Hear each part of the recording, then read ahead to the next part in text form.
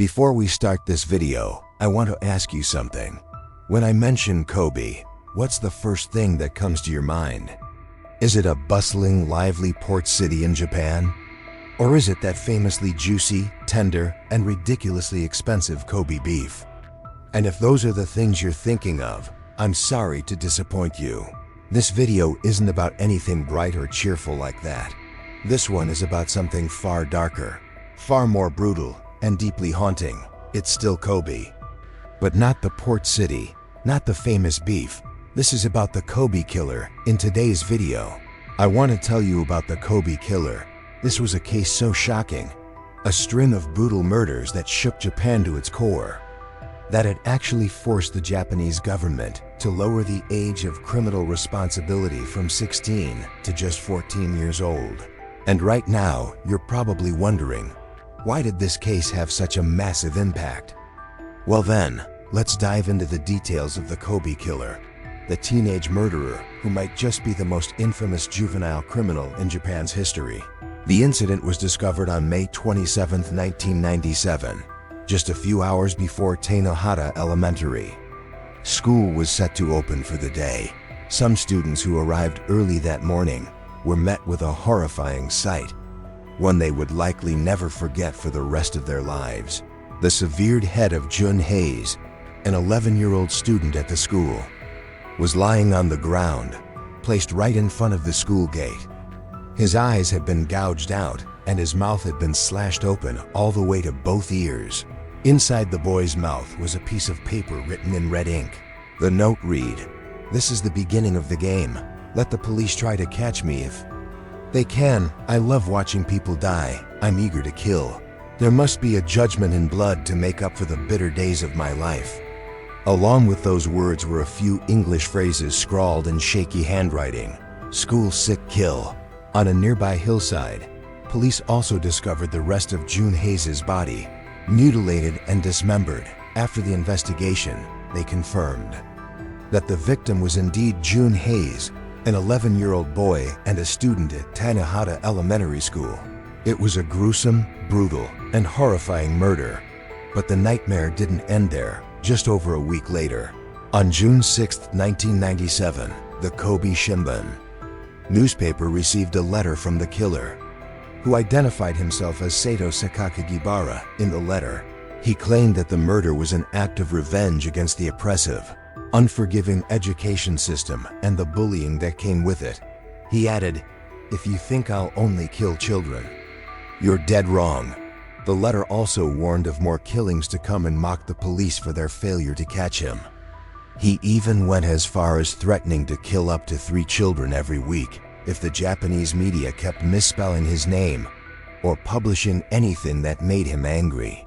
Realizing how serious and dangerous this case was, Japanese authorities immediately mobilized over 500 investigators to join the manhunt, hoping to capture the killer as quickly as possible. At the same time, local residents did what they could. Parents in the area organized patrols and took turns escorting children to and from school. By this point, the case had shaken all of Japan to its core. Fortunately, thanks to the relentless efforts of the police and the local community, just over 20 days later, on June 28, 1997, Japanese authorities officially announced the arrest of the killer. And in that moment, the entire country was horrified to learn that the murderer was a boy just 14 years old. Not only that, he also confessed to committing another murder, the killing of 10-year-old Ayaka Yamashita, whom he beat to death with a steel pipe. In addition, he admitted to assaulting 3 other young girls. Fortunately, those 3 managed to escape, which ultimately saved their lives. After searching the killer's house, the police found a diary in which the murderer detailed his feelings while committing the killings. In one entry, he wrote, "When the girl turned her face toward me, I remember hitting her a few times with a hammer. But I was so excited that I don't even recall exactly how many times I struck her." The girl mentioned here was referring to Ayaka Yamashita. He also admitted that he washed Jun Hayes' head in the bathtub at his home to release the boy's spirit. In addition, according to statements from people who knew the killer, He was someone with a rather friendly personality and easily got along with others. However, he had a very strange hobby, collecting the eyes and tongues of cats. This wasn't something that suddenly appeared out of nowhere. Even when he was a child, he already had a cruel habit of torturing cats and other animals in horrifying, brutal ways. And Soto Sakakibara later admitted that the idea of writing and leaving mocking letters for the police was actually inspired by one of the most infamous criminals in American history, the Zodiac Killer. In case you didn't know, the Zodiac Killer is the name given to a serial murderer in California, USA. This individual committed numerous murders and assaults in the late 1960s and claimed to have killed up to 37 people.